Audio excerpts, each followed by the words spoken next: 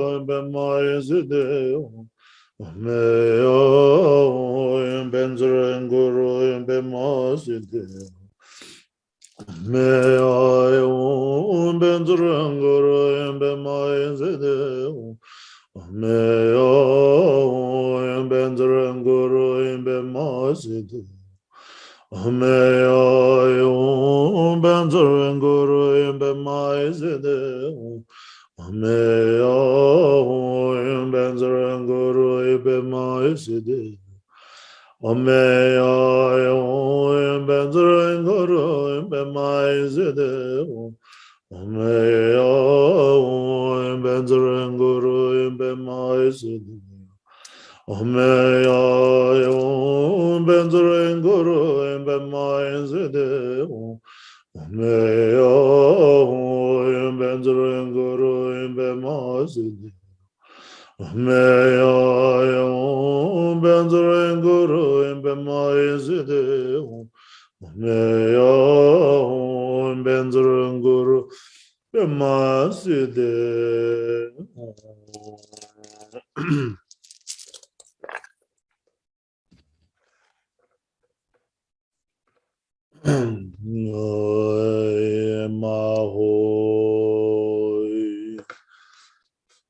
Shondewa Jinje Shinkansu Nawan Daye Tuje Shinla Chukur Peman June Shinla Den Zambu Lingdu Ndrowe Tenla Rodin Junche Mebe Tuje Jin Ujen Peman June La So Samba Lunje Dupra Shinje Lo Jabu Trison De Temenji Chejal Dongju Tala Madon Var Duzum Junje Member Shinje Peje Chijon Jalboy Ninje Bo Jalboy Chuju Jongwe Tuje Ujen Petman June La Soan De Samba Lunje Lubar Shinje Kune Lunu Sinbu Kanunju Tuje Peje Semjene Yongla Mare Lobe Semjen Jembe Ba Nimon Duke Semjen Tabji Zedon Junchide Mebe Tuje Jen Ujen Bema June La Soa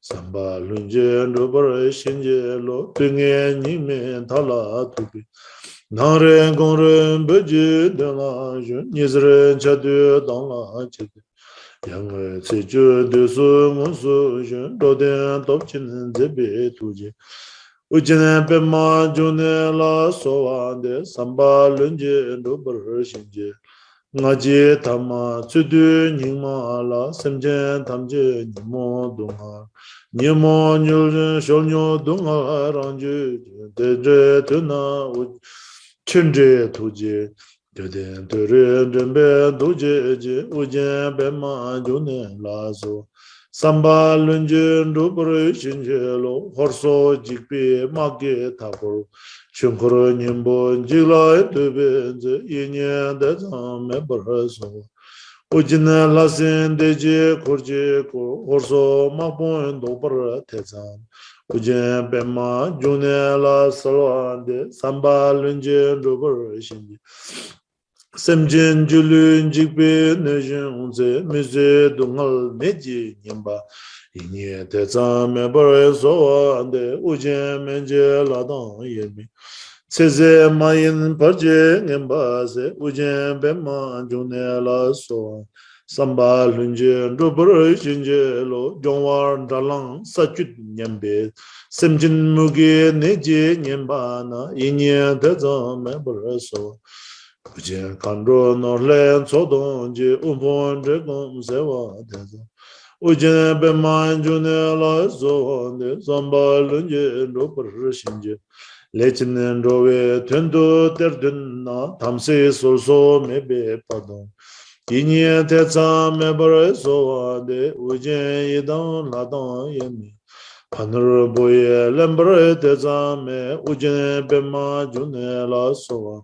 Samba Lunje Drupare Shinje Lo Beye Natru Unsa Nyobe Kachar Puyu Tsupshin Lamga Hana Inye Tetsa Mebare Soa Ujen Shidan Nimbu Korje Kor Choeze Lamna Jember Teza Ujen Beman Junela Soan de Sam Lunjen Rupara Shinjil Taze Tomje Toju Chewa Jen Dokchin Jigbi Tangla Tambi Inyen Daza Mebore Soan de Ujen Bawo Kangdong Sumar Dube Simjen Jabare Tezame Ujen Bema Junela Soan Samba Lunjen Rupara Shinjelo Sachu Melon Jungwe Parji Julu Ninji Jubi Dujong Ze Inye de Zame Burso Ujine Jongwa Je Lamo Je Jongwa Rangsar Chiwa Tezam Ujen Bema June La Soa de Samba Lunje Duburishin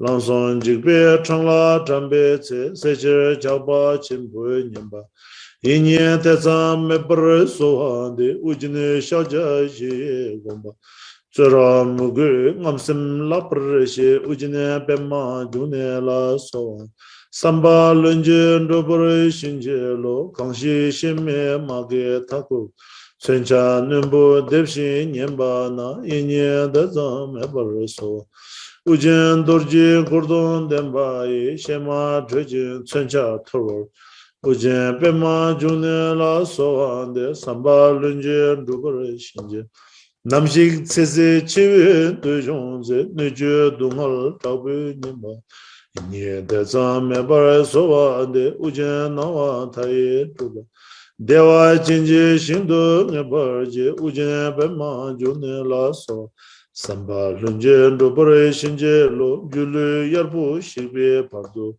Tuna nyingru dungal nyemba na inye deza mebara so Ujen tusum chimbe tuje tunam rangsar rowa tetsam ujen bema june la soande samba lunje duburishin jenyang letan jenje wangjir de tunang ubu shenjin donga inye tetsam bare soande ujen de jenja bongo Dunga trupa tsene shibarishe ujen bema june la soan Samba lunje ndubare shinje lo dodo dungal chenbo nyemba Chepar peji jimba dungal na degu mubi dungshu tabu Inye deza meba zoande ujen do pojur meba ze Ujen bema june la soande Samba lunje ndubare shinje lo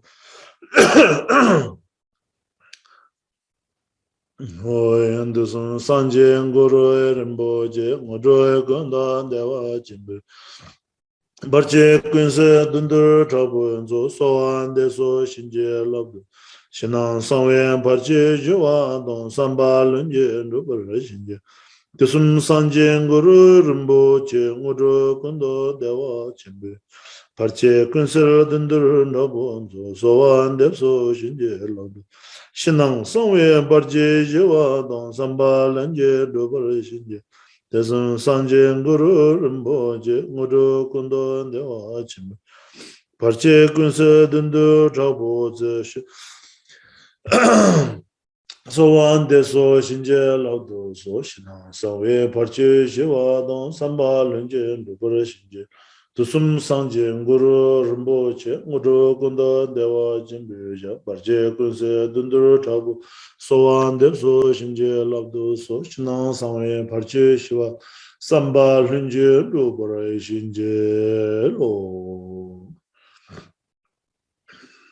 So now we do the aspiration prayer of Amitabha Buddha Pure Land. And also this includes the dedication and aspiration. So we dedicate the merits today that our practice here, and also that all our students who have accomplished, we all have accomplished the 100 million Guru Rinpoche, Benzang Guru Rinpoche mantra. It took maybe around like 1 year. So it has completed today. So it's very auspicious. So we dedicate this to all the mother sentient beings. Tiếp theo chúng ta sẽ bài nguyện vãng sinh cực lạc, và các bài nguyện kết thúc thì chúng ta sẽ giữ trong tâm mình hồi hướng hết tất cả công đức có được trong buổi cộng tu ngày hôm nay cũng như là công đức mà tất cả quý Phật tử đã cùng nhau tích lũy được 100 triệu biến chú. Chúng ta sẽ hồi hướng hết tất cả những công đức này cho toàn thể hữu tình chúng sinh. Ma hoi ngon sar sanje na wan ta yen da ye zuen jo tu je yen jen bo ta yen de sen ba tu chen de na la sanje shon sen pa me ko che de je ngon sar ba do me ba yen de oi je je ya shen gan de 다젠데는 천분 줄마다 인제와 인제 벌마주바 내른제네 논데 장통 쇼연데 겐다게 말라인다 보이 쇼제 상제 쇼센 담제 징게면 루브레신제 라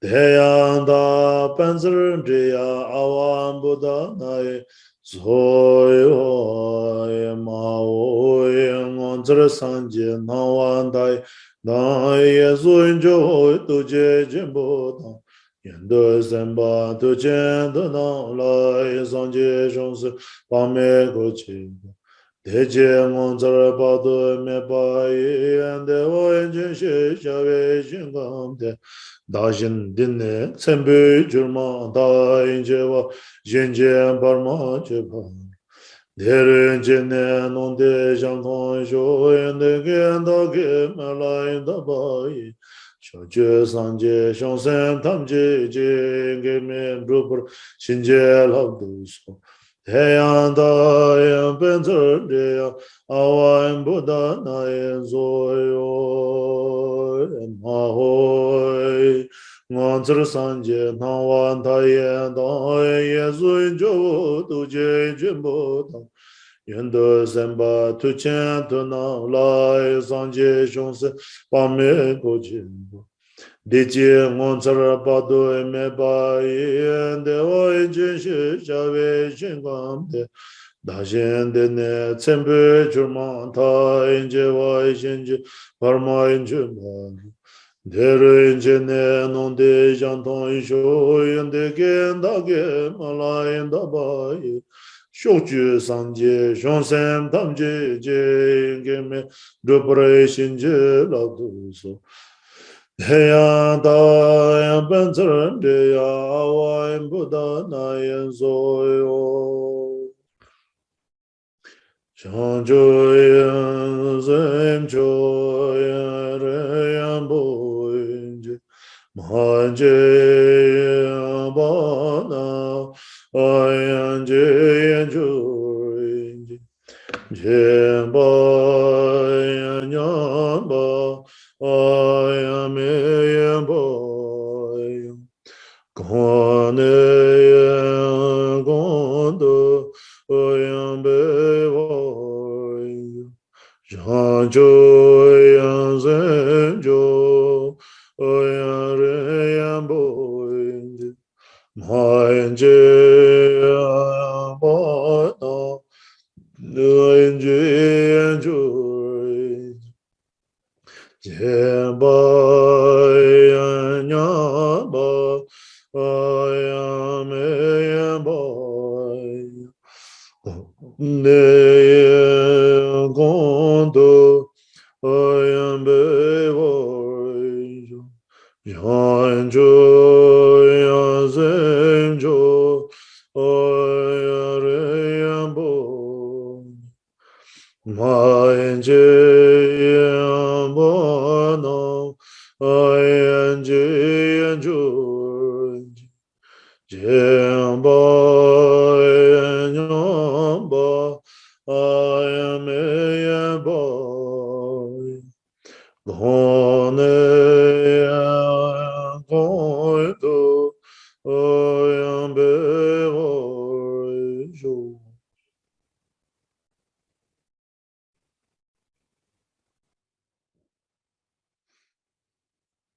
Okay, so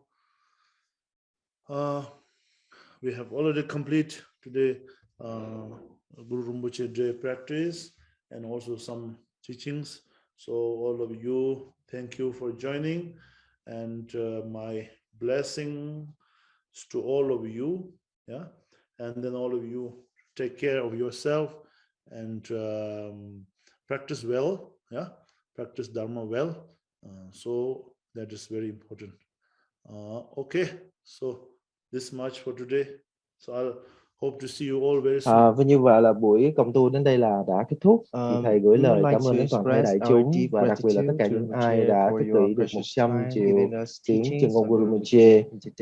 Thầy tùy hỷ công đức của tất cả chúng ta và thầy gửi đến tất cả chúng ta những ơn phước lành, và thầy mong rằng là từ giờ sắp tới chúng ta hãy nỗ lực trong công phu tu hành của bản thân mình.